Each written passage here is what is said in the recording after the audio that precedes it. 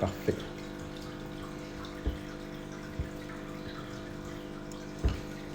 Ok, c'est parfait. Yachou dit qu'on entend bien.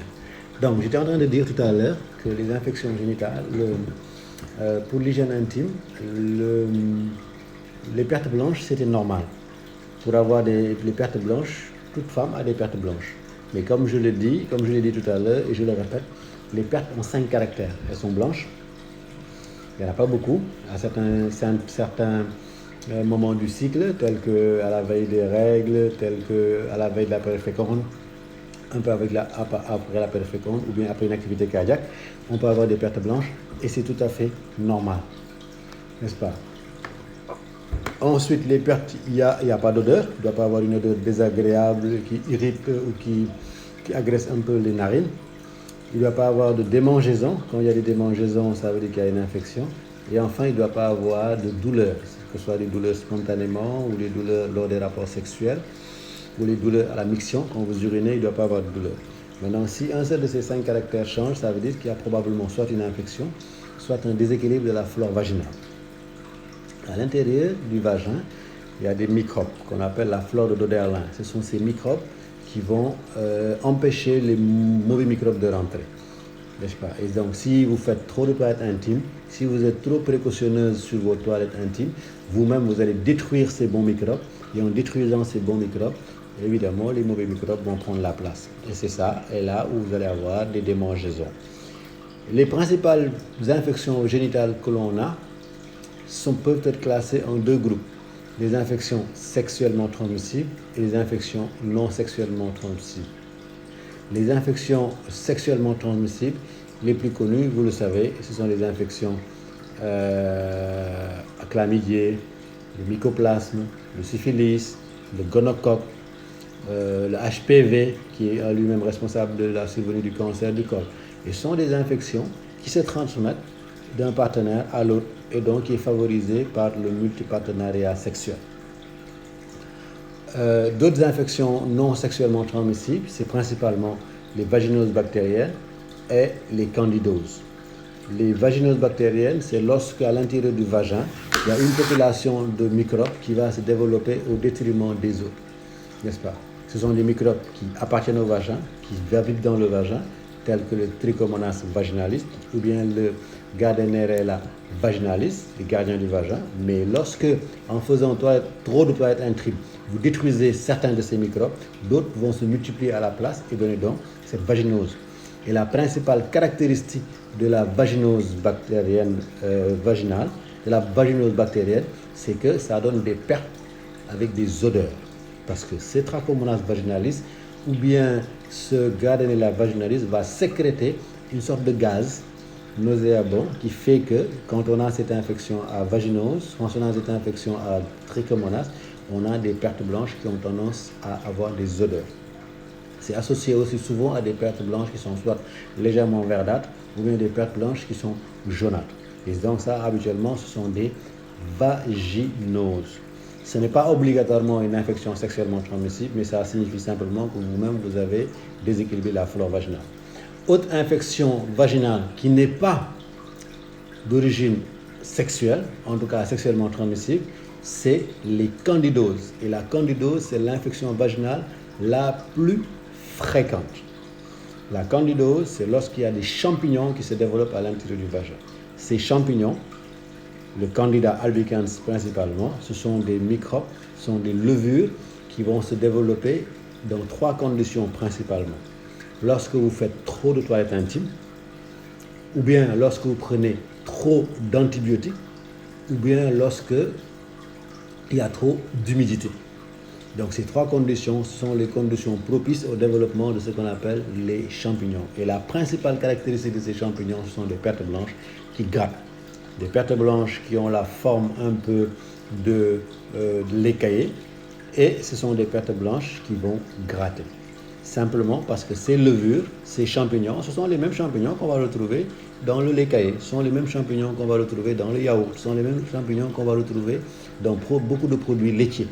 Maintenant, ils sont spécifiques au vagin, et lorsqu'ils se développent trop, ils vont donner ces démangeaisons. associées à parfois des lésions de grattage ou bien des lésions comme des coupures, principalement après les rapports sexuels. On a l'impression que ça brûle, les rapports sexuels brûlent. Ou bien on a une sécheresse vaginale, le vagin il est sec et on ne lubrifie pas suffisamment, ce qui peut donner évidemment des difficultés lors des rapports sexuels. Mais la principale caractéristique des candidoses, c'est qu'elles grattent, ça démange. Et les candidoses, on les retrouve principalement chez les femmes qui vont pour le toilette intime. Le rythme normal de toilette intime chez une femme, c'est une fois par semaine, maximum, 4 fois par mois. De préférence avec un savon neutre, un savon de Marseille, ou avec n'importe quel autre gel intime que vous pouvez utiliser, à condition de le diluer. Même si dans votre savon intime, dans votre gel intime, on a écrit utilisation quotidienne, pH neutre et patati patata, non, c'est une fois par semaine. Ce sont des considérations purement commerciales pour que vous puissiez en acheter beaucoup, utiliser ça très souvent. Le rythme normal des bains intimes chez une femme, c'est une fois par semaine. Le reste du temps, il faut simplement se laver avec de l'eau. Ça suffit amplement. Après un rapport sexuel, vous rincez avec de l'eau. Après avoir uriné, vous rincez avec de l'eau. Quand vous prenez votre douche, l'eau savonneuse qui ruisselle entre vos jambes suffit entièrement à laver la vulve. Si vous voulez, vous pouvez laver le pubis avec les poils, faire mousser, rincer avec de l'eau, mais il ne faut jamais laver à l'intérieur. Il ne faut jamais mettre le doigt avec du savon à l'intérieur du vagin. Ce serait le meilleur moyen de déséquilibrer la flore vaginale et donc de vous taper soit une vaginose, soit une candidose. Voilà un peu de manière avancée les principales infections vaginales qui existent et le principe de l'hygiène intime, comme le principe de l'alimentation d'une femme enceinte, c'est l'équilibre. Il ne faut pas d'excès. La plupart des femmes ont des pertes blanches, elles n'arrivent pas à s'en sortir, elles ont des pertes, elles lavent, elles ont des pertes, elles ont des pertes, elles lavent, elles ont des pertes. Et ce cercle vicieux de pertes blanches et de lavage, il faut le briser en arrêtant de laver trop souvent. Vous allez chez votre médecin, il va vous donner un traitement pour équilibrer la flore vaginale. Ensuite, vous arrêtez de laver. Et vous allez vous rendre compte que plus vous lavez, plus vous aurez des pertes blanches. Plus vous lavez, plus vous aurez des démangeaisons. Et vous n'allez pas comprendre. Alors que simplement, c'est parce que vous-même, ces pertes blanches, c'est vous qui les créez. Mais il ne faut pas trop laver les organes génitaux. Il faut simplement laver une fois par semaine avec du savon, toujours à l'extérieur, jamais à l'intérieur, rincer avec de l'eau, de préférence du savon ordinaire de Marseille, sinon avec n'importe quel gel intime à condition de le diluer. Et quand on dit diluer, il faut diluer au dixième. Diluer au dixième, ça veut dire que vous prenez un volume de savon, vous mettez 10 volumes d'eau. 1 sur 10 au dixième. Un volume de savon intime, un volume de gel intime, 10 volumes d'eau. Si vous prenez par exemple le capuchon du flacon de savon intime, vous mettez dans un pot un flacon, un capuchon de gel, vous ajoutez 10 capuchons d'eau. C'est ça la dilution au dixième. Et vous lavez l'extérieur. Les douches vaginales avec injection de bétadine à l'intérieur du vagin, comme le demande Miss Ebony, sont déconseillées parce que ces douches vaginales vont déséquilibrer la flore vaginale.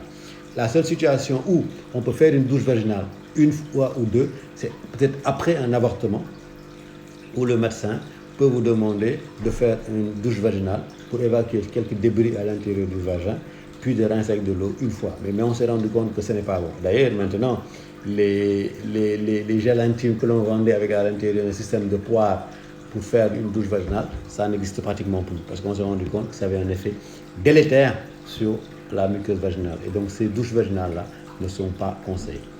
Pour répondre à la question de Oulimata, cervicite, c'est une infection au niveau du col de l'utérus. Quand il y a une infection du col, on parle de cervicite.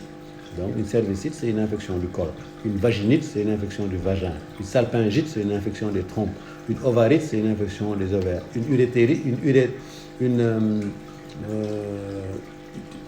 urétérite, c'est l'infection de l'urètre, etc. En général, quand vous voyez ça, ça veut dire que ça infection. Pour les filles vierges qui ont des infections, c'est normal. Une fille vierge peut avoir une infection si elle fait trop de toilette intime, si elle se lave trop le vagin, si elle porte des sous-vêtements trop serrés, si elle porte des strings, si elle a tendance à laver ses culottes et à les laisser au sécher dans la salle de bain. Tout ça sont des situations qui peuvent donner des infections vaginales. Donc même les filles vierges, les filles qui n'ont pas d'activité sexuelle, peuvent avoir une infection le plus souvent à cause d'un excès d'hygiène ou bien d'une hygiène un peu défectueuse, simplement. Les ovules de bétaline après chaque règle, c'est déconseillé. Comme je l'ai dit, le vagin se nettoie lui-même. Donc vous n'avez pas besoin après les règles de mettre des ovules de bétaline à l'intérieur. Le citéal, il faut aussi le diluer. Je n'aime pas donner des noms de spécialité, mais que ce soit le citéal, le dermobactère, le petit. Donc le principe, c'est de diluer. On n'utilise pas un gel intime de manière pure sur une muqueuse. Les gels, ce savon gel, on les utilise purs sur la peau. On ne l'utilise pas pur sur les muqueuses. Et le vagin, c'est une muqueuse. N'est-ce pas? Voilà. Oui, même chose pour le gel intime bio. Je vois d'ailleurs récemment plein de boules détox, là, de produits détox qu'on demande aux femmes, là, on ovule de mettre à l'intérieur du vagin, soi-disant pour détoxifier le vagin. C'est de l'arnaque, pure et dure. C'est de l'arnaque. Ça ne sert absolument à rien et c'est dangereux. Le vagin, il se nettoie lui-même. Vous n'avez pas besoin de mettre des choses pour détoxifier à l'intérieur. Il n'y a rien à détoxifier à l'intérieur. Il n'y a rien d'intoxiqué à l'intérieur. Tout ce qui n'est pas bon dans le vagin va le sortir lui-même. Les ovules pour nettoyer en profondeur, non, c'est interdit. On ne nettoie pas en profondeur. Si en essayant de nettoyer en profondeur, vous allez créer des infections en déséquilibrant la flore vaginale. Si on lave le sexe seulement une fois par semaine avec du savon à l'extérieur, cela veut dire que le reste de la semaine, on est censé juste le rincer. Oui, le reste de la semaine, on le rince avec de l'eau, simplement. Après un rapport sexuel, vous mettez de l'eau. Après avoir uriné, vous mettez de l'eau. Le savon, c'est une fois par semaine et c'est dilué. Les serviettes hygiéniques parfumées, bon, le risque c'est de faire une allergie parce qu'habituellement les parfums sont dus à des produits qui peuvent facilement être des allergènes. Donc les serviettes hygiéniques parfumées aussi, moi personnellement, je le déconseille. Le meilleur moyen de rendre service à votre vagin, c'est, excusez-moi le terme, de lui foutre la paix. Vous lui foutez la paix, vous le laissez se nettoyer lui-même. Simplement, vous n'avez pas besoin de mettre à l'intérieur des choses, vous n'avez pas besoin de détoxifier, vous n'avez pas besoin de purifier, rien. Foutez-lui la paix. Simplement, il va se nettoyer lui-même. De temps en temps, vous mettez un peu de savon à l'extérieur, le reste du temps, de l'eau, ça suffit. D'accord? Donc, le meilleur moyen de gérer votre hygiène intime, c'est d'être le plus simpliste possible. Donc, foutez la paix à votre vagin. Laissez-le tranquille. Ne le détoxifiez pas. Ne le rincez pas en profondeur. Ne le parfumez pas. Ne le désodorisez pas. Laissez-le tranquille. Foutez la paix à votre vagin. Laissez-le, il va se gérer lui-même. Il est capable de se gérer lui-même. L'exemple que j'ai l'habitude de donner, c'est le brossage des dents ou bien les lingères. On se brosse les dents 1 ou 2 fois, maximum 3 fois par jour. On ne va pas se brosser les dents chaque heure. On ne va pas se brosser les dents 24 fois durant la journée. Si vous brossez les dents chaque jour, 4, 6, 10 fois par jour, vous n'aurez pas une bouche plus propre, vous n'aurez pas de dents plus propres et au contraire, vous allez avoir la bouche qui sera complètement inflammée. Et à l'intérieur du vagin, c'est la même chose. La muqueuse vaginale et la muqueuse buccale sont identiques. C'est exactement la même chose. La seule différence qu'il y a entre le vagin et la bouche, c'est que dans la bouche, il y a des dents et dans le vagin, il n'est pas censé y avoir de dents. Simplement. Comment se débarrasser d'une infection? L'infection, vous avez une infection parce que vous avez été excessive dans votre toilette intime, parce que vous avez été contaminé par un partenaire, parce que vous avez utilisé des toilettes publiques, des toilettes communes, etc. Là, c'est une infection. De la même manière que vous avez de temps en temps une conjonctivite, ou bien une otite, ou bien vous êtes enrhumé, ou bien vous avez mal à la gorge, une angine, vous pouvez aussi avoir une infection du vagin, c'est tout à fait normal. Ben dans ce cas, quand vous avez une infection, vous allez voir votre médecin ou votre sage-femme qui va vous examiner, voir quel genre d'infection c'est et vous proposer des traitements adéquats. Si c'est une infection bactérienne, vous avez un antibactérien. Si c'est une infection parasitaire, un antiparasitaire. Si c'est une infection virale, c'est une infection, etc. Selon le type d'infection, c'est tout. En vous examinant, en posant des questions, votre médecin pourra savoir quelle infection vous avez et vous avez un traitement. Et ce n'est pas parce que cette fois, si vous avez une infection qui a été traitée par du Polyginax, qu'obligatoirement l'infection suivante, vous prendrez vous-même du Polyginax. Non, pas d'automédication non plus. MDF Beauty, je ne comprends pas votre... non, c'est pas elle. Celui qui pose la question d'une hémorragie répétée chez la femme a-t-elle des conséquences? Une hémorragie a obligatoirement des conséquences. Si on a une hémorragie, il faut qu'on connaisse la cause et arrêter l'hémorragie ou éviter qu'elle se reproduise. Quelle méthode d'épilation conseillez-vous? Je ne conseille aucune méthode d'épilation. Sous le principe, l'épilation n'est pas conseillée sur le plan médical parce que, d'abord, les poils ont une fonction. C'est une fonction avant tout une fonction sexuelle, une fonction érotique, une fonction aphrodisiaque sur la vie sexuelle. Deuxièmement, si vous avez la peau sensible, en vous épilant ou en vous rasant, vous pouvez créer des problèmes. Et beaucoup de femmes le savent, quand elles se rasent, etc., quand elles utilisent un rasoir, etc., elles ont tendance à avoir soit des démangeaisons ou des points noirs. Le meilleur moyen de se raser ou de s'épiler, c'est si vous utilisez un rasoir, de mettre d'abord une mousse à raser, comme nous les hommes, on met une mousse avant de se raser. Deuxièmement, de raser dans le sens du poil, du haut vers le bas, jamais dans tous les sens. Et troisièmement, après vous avoir rasé, vous mettez un baume aftershave pour apaiser les micro-coupures responsables dues au rasoir.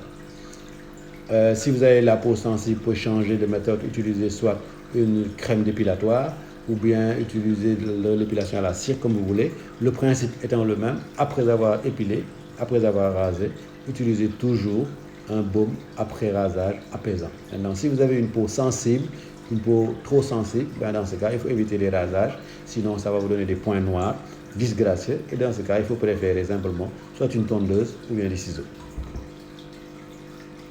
Oui, je le répète, foutez la paix à votre vagin. Foutez la paix, arrêtez de traumatiser le vagin, à vouloir le détoxifier, à vouloir le parfumer, à vouloir le purifier. Foutez-lui la paix.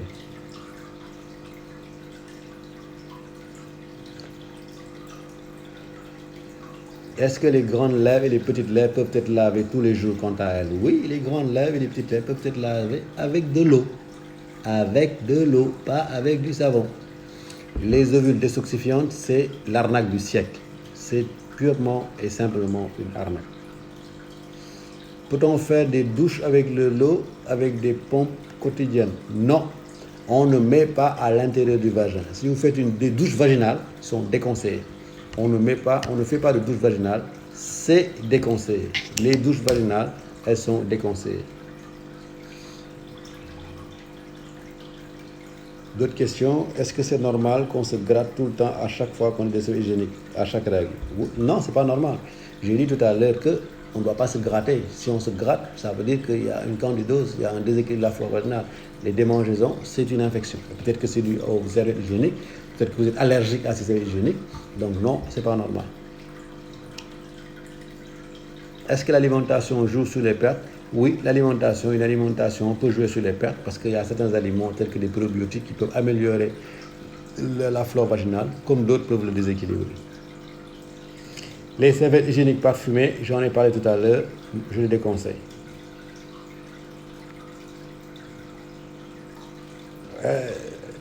Aller chez le gynécologue, j'ai peur d'aller chez le gynécologue parce qu'ils peuvent te donner des médicaments ou te faire des choses qui te feront perdre ton hymen. Est-ce que c'est vrai? C'est totalement faux. Aucun gynécologue au monde ne va faire des choses qui vont vous perdre votre hymen. Si vous avez un problème médical, allez voir votre gynécologue, il n'y a aucun danger. Si vous êtes vierge, il ne vous fera ni un toucher vaginal, ni un examen spéculaire. Ah, c'est totalement faux.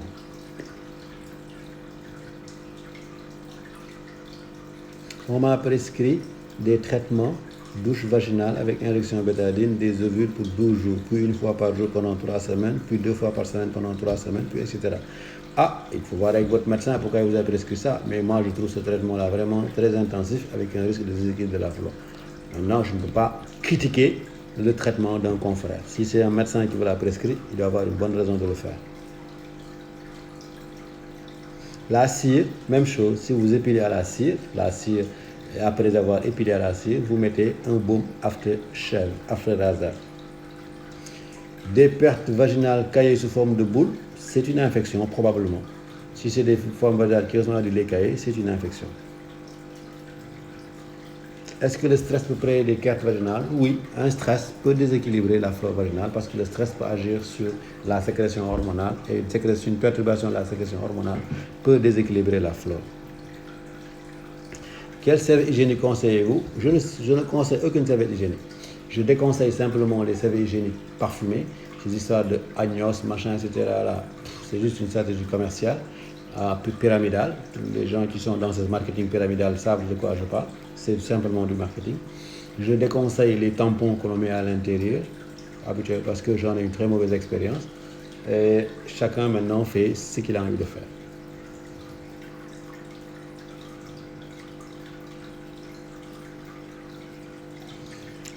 faut juste simplement utiliser une serviette qui ne vous donne pas d'allergie. Si vous utilisez une serviette et vous vous rendez compte que cette serviette a tendance à augmenter vos pertes, vous donner des démangeaisons, vous arrêtez. Grossesse et infection qui se répètent, il faut faire un prélèvement vaginal. Si vous avez une grossesse et vous avez des infections qui ont tendance à se répéter, il faut faire un prélèvement vaginal avec de préférence un antibiogramme.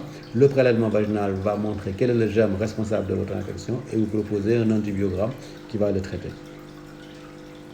Picotement et sensation de démangeaison au cours des lèvres pendant la grossesse, c'est très fréquent. La grossesse a tendance à faire baisser un peu le système immunitaire. Et pendant la grossesse, on peut facilement avoir une infection. Habituellement, c'est les champignons. Et donc, il faut simplement les traiter avec des antimycosiques. Il faut aller voir votre médecin, il va traiter ça. Donc non, c'est pas normal. Où est-ce qu'il y a des questions? Dans la boîte à questions, on a quelques questions. En cas de démangeaison de la vulve, ce n'est pas normal. Démangeaison, je l'ai dit tout à l'heure, c'est pas normal. Est-ce que c'est normal quand on voit ses règles, les seins sont lourds? Oui, quand on voit ses règles, les seins sont lourds, c'est normal. Tout le temps des pertes, j'ai tout le temps des pertes, j'ai fait beaucoup de traitements, même chez vous, mais tout le temps ça persiste. Il faut revenir en consultation, on va voir quelle est la cause de vos pertes, manifestement. Ce n'est pas normal, on va traiter ça, quitte à faire un prélèvement vaginal associé à un antibiogramme. Relations intimes qui sentent, est-ce que c'est normal? Je l'ai dit tout à l'heure, lorsque vous avez des pertes qui ont des odeurs, ce n'est pas normal. Infection peut-elle provoquer des accouchements précoces? Oui, des infections chez la femme enceinte peuvent déclencher un accouchement de manière précoce ou créer un avortement. Les infections sont les premières causes, des infertilités, les gens qui ont des difficultés à tomber enceinte. Ce sont les premières causes des grossesses extra-utérines. Ce sont les premières causes des avortements à répétition. Ce sont les premières causes des accouchements prématurés.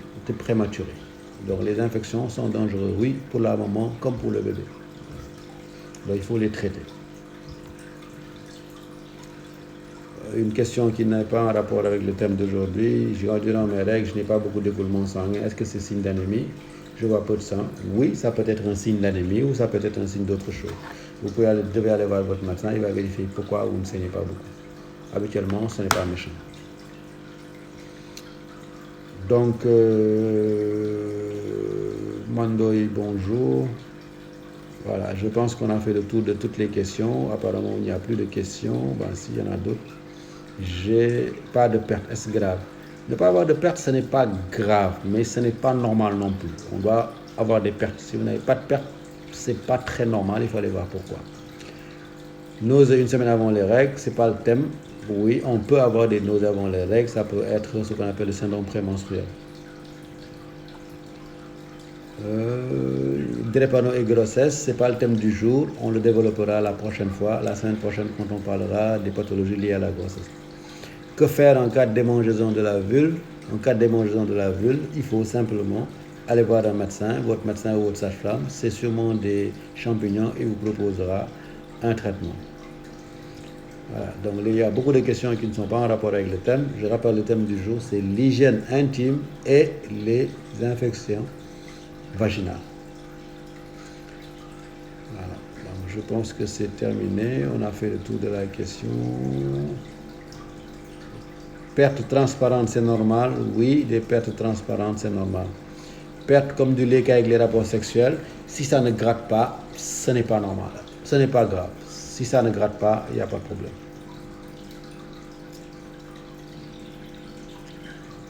Est-ce normal d'avoir des... Attends, on va remonter. Pays vaginaux, est-ce que c'est normal? Ce n'est pas le thème du jour, mais il est évident que les pays vaginaux, ce n'est pas normal. C'est un relâchement du périnée. Est-ce normal d'avoir des pertes pendant la grossesse? Oui, on peut avoir des pertes pendant la grossesse, mais il ne faut pas qu'il y en ait trop. Est-ce qu'il peut être à l'origine d'un cycle irrégulier? Ce n'est pas le thème du jour. On en reparlera la prochaine fois quand on parlera des anomalies du cycle menstruel. Des pertes qui reviennent tout le temps, même après plusieurs traitements, ça veut dire simplement soit que vous avez dans votre comportement et dans votre manière de faire quelque chose qui favorise les pertes. Il faut savoir ce que c'est et le changer définitivement.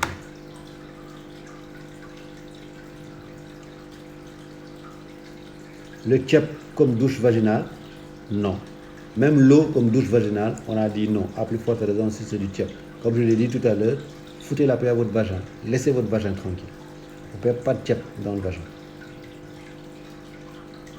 Les plantes naturelles, rek, khamare ou nep, djeka soigne. Pas dans le vagin. Le vagin n'est pas une cuisine. On ne met pas de tchep ou de nep dans le vagin. Ce n'est pas une cuisine. Le nep, c'est dans le repas de midi. Pertes jaunes sans démangeaison ni douleur, est-ce normal? Non, des pertes jaunes, ce n'est pas normal. On a dit que les pertes sont censées être blanches, donc a priori ce n'est pas normal. Avoir un peu de pertes chaque jour, est-ce que c'est normal? Oui, avoir un peu de pertes chaque jour, c'est normal. Utilisation du citéal, oui, dilué une fois par semaine. Bonne fin de garde. Chicomac. Le thème, c'est les infections vaginales et l'hygiène intime.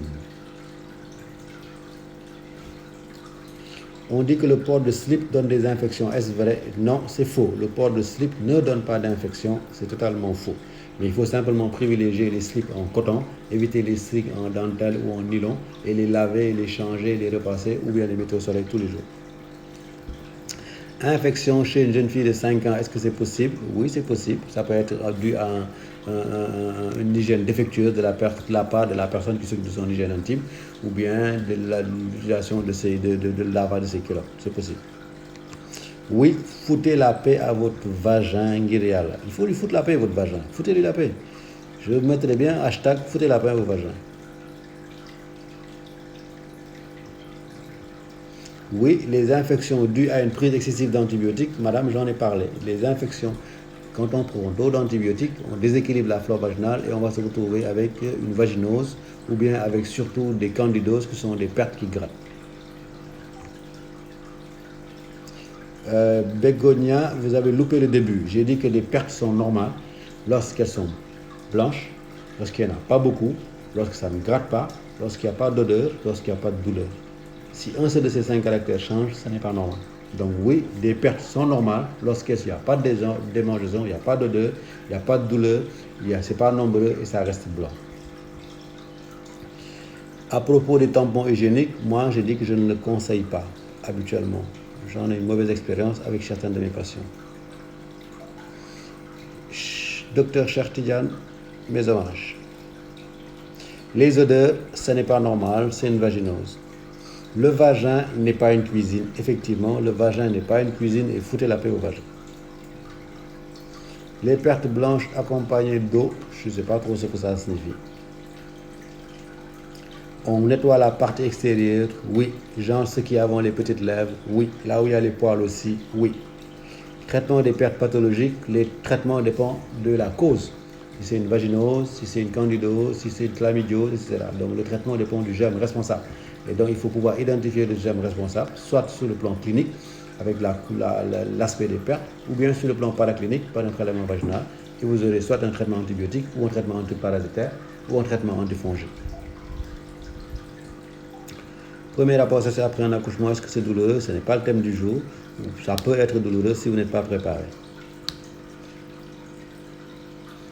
L'odeur normale des pertes blanches, c'est une odeur qui n'est pas agressive en fait. C'est une odeur qui est douce, ou bien il n'y a pas d'odeur, c'est inodore, ou bien c'est une odeur qui n'est pas agressive, c'est une odeur qui n'est pas répulsive, c'est une odeur qui n'est pas désagréable. Si l'odeur semble un peu désagréable, si ça semble fermenté, c'est pas bon. Bain de vapeur, foutez la paix au vagin. Il n'a pas besoin de bain de vapeur, c'est déconseillé. Le vagin a-t-il une odeur? Ce n'est pas une question bête. Oui, le vagin a une odeur. Le vagin sent le sexe, c'est l'odeur du sexe, c'est l'odeur de la testostérone. C'est une odeur aphrodisiaque, c'est une odeur qui donne une envie sexuelle. Et ça sert à ça, parce que le vagin il est censé avoir une odeur qui va attirer le partenaire sexuel. Nous, les êtres humains, peut-être qu'on a perdu une certaine partie de notre sensibilité olfactive, mais les animaux le savent. Quand un animal est en route, quand un animal est en chaleur, son partenaire vient lui humer, vient sentir son vagin. Et ça donne envie au mâle d'avoir des rapports sexuels avec sa partenaire. Nous, les êtres humains, on a oublié ou on a perdu une partie de notre lobe occipital, de notre lobe occipital, le lobe frontal, je pense, responsable des odeurs. Et donc, on a perdu un peu cette sensibilité. Mais le vagin est censé avoir une odeur, mais c'est une odeur agréable et c'est une odeur qui donne envie d'avoir des rapports sexuels. C'est ce qu'on appelle une odeur aphrodisiaque. Ça sert à ça. Donc, le vagin sécrète ce qu'on appelle des phéromones, qui sont des hormones avec une odeur qui attire le partenaire du sexe opposé. Oui, le vagin a une odeur. Est-ce bon de se nettoyer le vagin avec le savon ordinaire? Oui, une fois par semaine sans excès.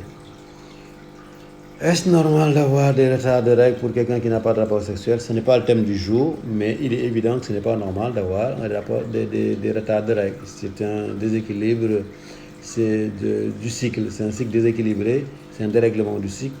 On en reparlera la semaine prochaine.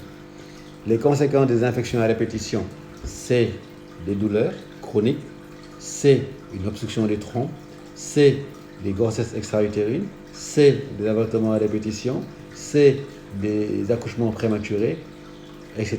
Donc oui, les infections à répétition, ce n'est pas bon. Peut-on avoir une infection sans symptômes? Oui, on peut avoir une infection sans symptômes. C'est justement les infections sans symptômes qui sont les infections les plus graves parce que ces infections sans symptômes ont tendance à boucher les trompes sans que vous le sachiez et ça va finir par vous donner des difficultés à tomber enceinte.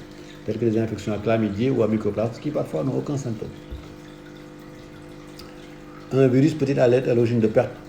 D'habitude, c'est une bactérie, parasite, champignon et j'aimerais faire ça. Oui, un virus peut être à l'origine des pertes. Je vous signale que le HPV, le Human Papillomavirus, qui donne le cancer du col utérus, qui donne les condylomes, c'est un virus.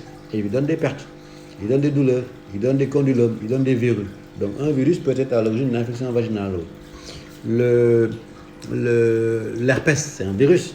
Il y a des infections à herpès vaginal, l'herpès génital, ça existe. Et ça donne des pertes liquides avec des boutons qui ont tendance à brûler lorsqu'ils se cassent. Y a-t-il un rapport entre retard de règles et infection? Pas obligatoirement. Comment détecter une infection sans symptômes? Pour détecter une infection sans symptômes, il faut faire un prélèvement vaginal. Lorsque de temps en temps nous recevons une patiente en consultation qui a des difficultés pour tomber enceinte, le premier réflexe est de demander un prélèvement vaginal avec recherche de chlamydia et mycoplasmes. Et parfois on a des surprises en retrouvant ces chlamydia et ces mycoplasmes alors que la patiente n'a aucun symptôme. Pour un traitement à long terme pouvant entraîner un déséquilibre de la flore vaginale, ou même comme beaucoup de femmes le font, est-ce possible d'envisager quoi? Si vous avez un traitement à long terme, tel qu'un traitement antibiotique, qui peut entraîner un déséquilibre de la flore, on peut vous donner ce qu'on appelle des probiotiques. Les probiotiques, ce sont des médicaments qui vont rééquilibrer la flore vaginale. Il y en a en pharmacie, je vais éviter de donner le nom de spécialité. Et il y a des probiotiques qui vont rééquilibrer la flore si on a tendance à prendre un traitement antibiotique au long cours. Voilà, l'utilisation de probiotiques vaginales, vous l'avez dit, docteur. Douleur abdominale après les règles, est-ce que c'est une infection? Je ne sais pas, ça peut être une infection. Rappelez le nom du vaccin contre le cancer du col. Il y en a deux, il y a le Cervarix et il y a le Gardasil. Le Cervarix qui protège contre deux vaccins, contre deux virus, et le Gardasil qui protège contre 4 virus. Comment se débarrasser d'odeurs vaginales? Il faut des antibiotiques. Actuellement, les odeurs vaginales, c'est une vaginose et il y a des traitements antibiotiques et des ovules vaginales pour traiter l'infection. Quand dites-vous des gels intimes et comment l'utiliser? Je l'ai dit tout à l'heure, les gels intimes, on les utilise une fois par semaine et on les dilue au 10e. Un volume de gel pour 10 volumes d'eau. Je l'ai dit tout à l'heure. Si on a des odeurs parce qu'on transpire de bas, s'agit-il toujours d'une vaginose? Et comment traiter une vaginose? Si on a des odeurs de transpiration, la transpiration c'est peut-être au niveau de l'aine, c'est pas au niveau du vagin que ça transmire. La vaginose c'est à l'intérieur du vagin. Si c'est la transpiration qui donne des odeurs, c'est autre chose. Et pour traiter une vaginose, ce sont des antibiotiques par voie vaginale et parfois par voie orale. Que conseillerez-vous aux femmes pour leur hygiène toilette vaginale? Je l'ai dit tout à l'heure, la toilette vaginale, c'est une fois par semaine, avec du savon ordinaire, à l'extérieur, ou un gel intime dilué, les culottes en coton, laver tous les jours, et sécher au soleil, ou bien repasser. C'est ça les conseils. Rétention d'urine peut-elle entraîner des infections? Oui, si vous retenez vos urines, vous pouvez avoir des infections. Est-ce que c'est normal d'avoir des douleurs au niveau du vagin après avoir pissé? Non, ce n'est pas normal d'avoir des douleurs au niveau du vagin si on a déjà pissé. On fait quoi si on a un gros bouton sur les grandes lèvres? C'est dû à quoi? Si on a un gros bouton sur les grandes lèvres, il faut aller voir votre médecin qui va savoir quelle est la cause de ce gros bouton et vous proposer une solution, un traitement. Est-ce que c'est bon d'accoucher à 35 semaines à cause d'une infection? Ce n'est pas le thème le thème d'aujourd'hui. Il est évident que ce n'est pas bon d'accoucher à 35 semaines et il faut accoucher au plus tôt à 36 semaines. Ça peut être une bartholinite, oui, le gros bouton. Combien de temps doit-on utiliser un slip? Une journée, maximum une journée. Je n'ose pas dire 24 heures, mais disons au moins une journée. Une journée. Le matin, le soir, vous enlevez votre slip, vous changez le slip. Une journée, surtout pour les femmes. Qu'est-ce qui est à l'origine des contractions vaginales pendant les menstrues? Je ne sais pas. Les contractions vaginales pendant les menstrues, je ne sais pas. Si c'est des contractions utérines, c'est l'utérus qui se contracte pour sortir les règles. Mais les contractions vaginales, je ne sais pas. Mon AirPod est déchargé, je vais prendre l'autre.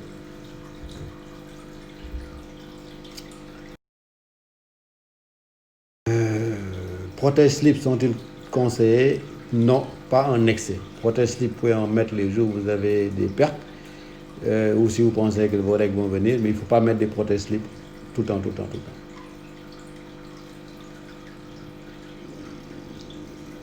Okay. Bon, je pense que les questions, c'est fini. Une infection cause-t-elle le relâchement du périnée? Non, une infection ne donne pas de relâchement du périnée. Autre question, je pense que j'ai répondu à toutes les questions. Est dangereux l'eau de mer? Que ça entre et ça fait un petit pic, est-ce normal? L'eau de mer, non, l'eau de mer a priori n'est pas dangereuse. La meilleure méthode pour resserrer le vagin sans les produits, c'est la rééducation du périnée. Voilà, bon, je pense que j'ai répondu à toutes les questions. Une femme qui joue avec les parties, quelles conséquences? C'est pas normal. Bon, bref, j'ai répondu à toutes les questions, je pense. Entre porter et ne pas porter de slip, qu'est-ce qui est mieux pour prévenir des infections? C'est porter. Il faut porter un slip en coton, c'est mieux que de ne pas en porter. Une femme qui mouille tout le temps, c'est quoi? Je ne sais pas. Ça peut être une hyperexcitation ou bien des pertes blanches, je ne sais pas.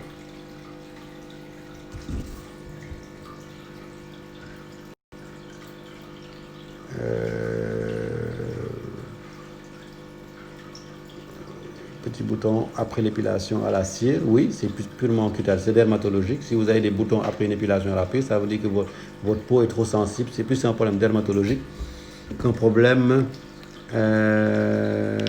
gynécologique. Quelles sont les conséquences de la rétention d'urine? Quand on retient trop ses urines, on peut avoir une infection, on l'a dit tout à l'heure. Beaucoup de pertes blanches, est-ce que c'est normal? Non, beaucoup de pertes blanches, ce n'est pas normal. On te demande d'utiliser Saforel matin et soir, après les Clotridem chaque jour, est-ce que c'est bon? Non, si on vous demande d'utiliser Saforel matin et soir, le Saforel matin et soir va vous donner une candidose. Si vous utilisez le Clotridem, le Clotridem va traiter la candidose. Donc ça, c'est de l'arnaque, c'est pas bon. On vous donne un médicament, un traitement qui crée une candidose et on vous donne le traitement de la candidose. Ça, c'est purement commercial. Ça, c'est pas bon, il est évident.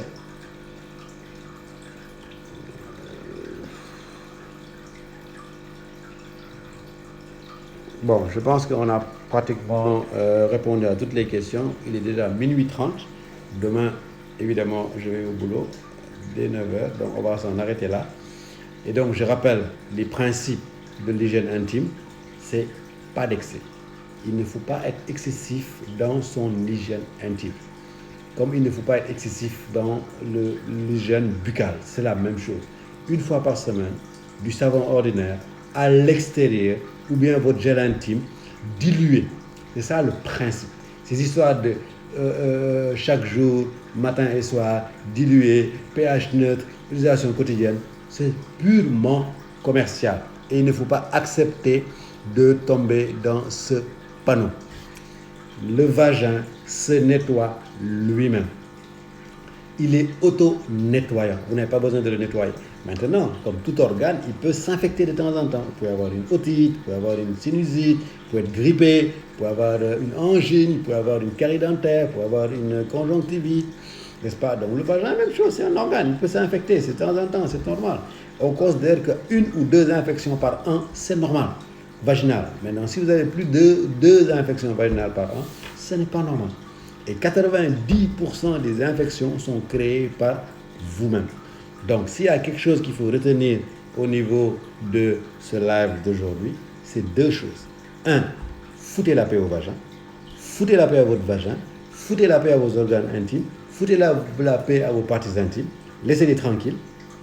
Deuxièmement, le vagin n'est pas une cuisine. On ne met pas à l'intérieur du savon, du nep-nep, du goé, du tchèp, des oignons, ou ce que vous voulez. Non, le vagin n'est pas une cuisine. Et foutez la paix au vagin. Tous les problèmes, 99% des problèmes qu'il y a dans le vagin, vous les créez vous-même par une hygiène intime excessive. Donc soyez modéré dans votre hygiène intime, soyez modéré dans votre toilette intime de tous les jours. Ne faites pas des choses excessives, simplement.